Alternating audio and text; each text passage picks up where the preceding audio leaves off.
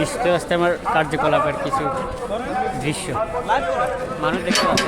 এটা হচ্ছে সেকেন্ড বিশ্ব ইজতেমা। প্রথম যেটা হয়েছিল এটা আখরি মোনাজাত হয়ে গেছে, এখানে আজকে হচ্ছে সেকেন্ডটা, যেটা আখরি মোনাজাত হচ্ছে আজকে।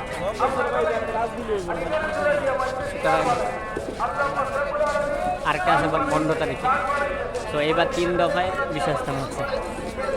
অনেকে দেখে গেছে মাশাআল্লাহ টুপি নিয়ে বসে আছেন। আবার দেখা যাচ্ছে মানুষ। পার্সোনালি আপনাদের কাছে আমার একটু প্রশ্ন থাকবে, যারাই আসে তারা কি আদৌ পাঁচকে নামাজ পড়ে? বছরে একবার বিশ্ব ইজতেমা করার লিখে ছুটি চলে আসে।